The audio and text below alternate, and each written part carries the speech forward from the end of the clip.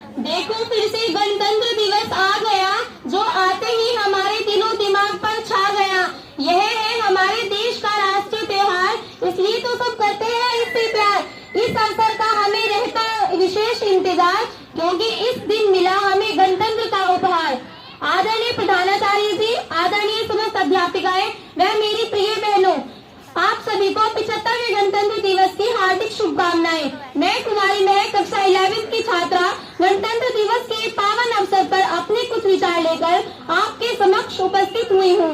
आज हम सब बहुत खास अवसर पर अपना 75वां गणतंत्र दिवस मनाने के लिए इकट्ठा हुए हैं। भारत के लिए गणतंत्र दिवस केवल एक पर्व नहीं, गौरव और सम्मान है।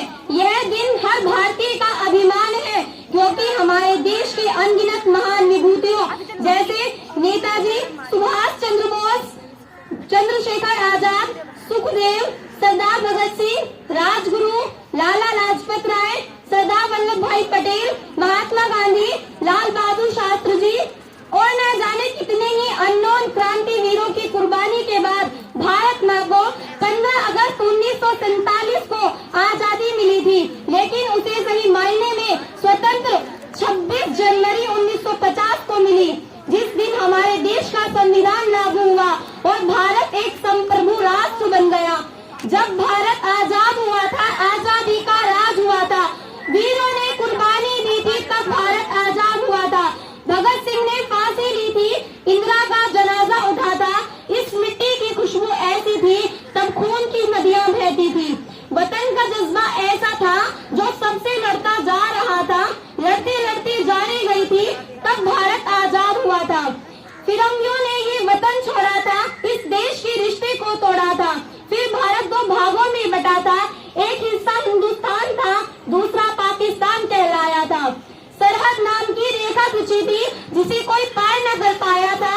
ना जाने कितनी माएं रोई थी, ना जाने कितने बच्चे भूखे सोए थे। हम सब ने साथ रहकर एक ऐसा समय भी काटा था, वीरों ने कुर्बानी दी थी, तब भारत आजाद हुआ था।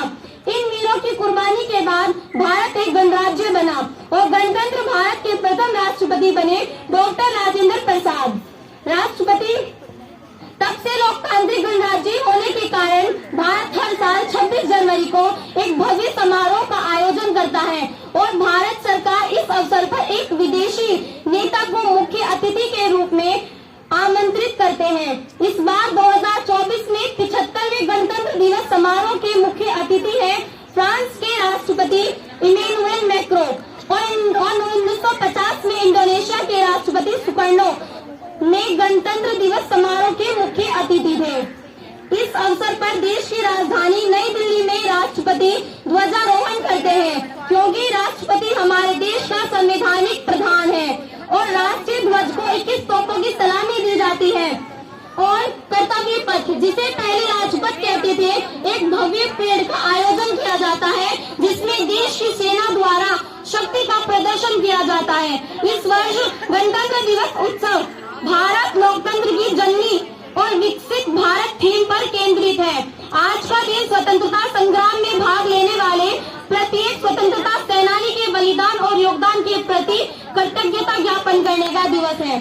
आज ही के दिन 26 जनवरी 1950 को हमारे देश का संविधान लागू हुआ, जो भारत अनेकता में एकता का मार्गदर्शक है। यह हमें समानता का अधिकार प्रदान करता है। हमारे संविधान की प्रस्तावना में ही लिखा है कि हम भारत के लोग भारत को एक संपूर्ण संप्रभु समाजवादी धर्मनिरपेक्ष लोकतांत्रिक गणराज्य बनाने और इसके सभी नागरिकों की सुरक्षा प्रदान करने का गंभीरता से संकल्प लेते हैं। हमें इस संकल्प का पूरी निष्ठा के साथ पालन करना चाहिए तथा अपने देश के विकास में अपनी पूर्ण भागीदारी प्रदान करनी चाहिए। भारतीय गणराज्य के सर्वोच्च विधान को संविधान कहा जाता है।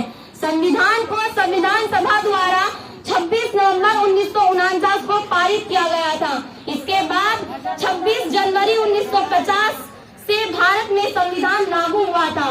यह दिवस हर साल भारत में गणतंत्र दिवस के रूप में मनाया जाता है। भारत सरकार अधिनियम 1935 को भारत के संविधान का मूल आधार माना जाता है। भारत के संविधान में लगभग 450 अनुच्छेद हैं तथा 12 अनुसूचियां हैं और ये 25 भागों में विभाजित है। भारत का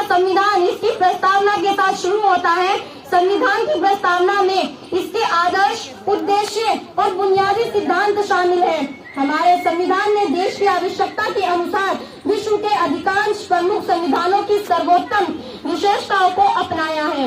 हालांकि भारत का संविधान कई देशों से उधार लिया गया है, लेकिन फिर भी हमारे देश में कई विशेषताएं हैं जो इसे अन्य देश से अलग करती है। जैसे भारत का संविधान विश्व का सबसे लंबा व लिखित संविधान है।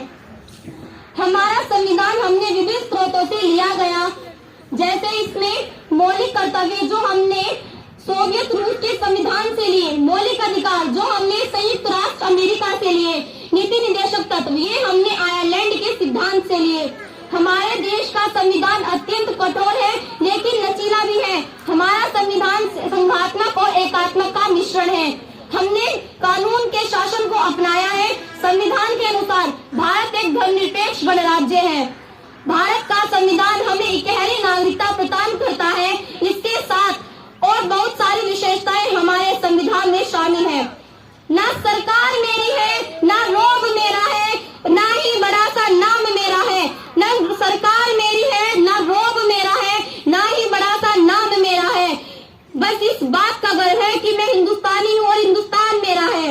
इसी के साथ आप सभी का मुझे ध्यानपूर्वक सुनने के लिए बहुत बहुत धन्यवाद। जय हिंद।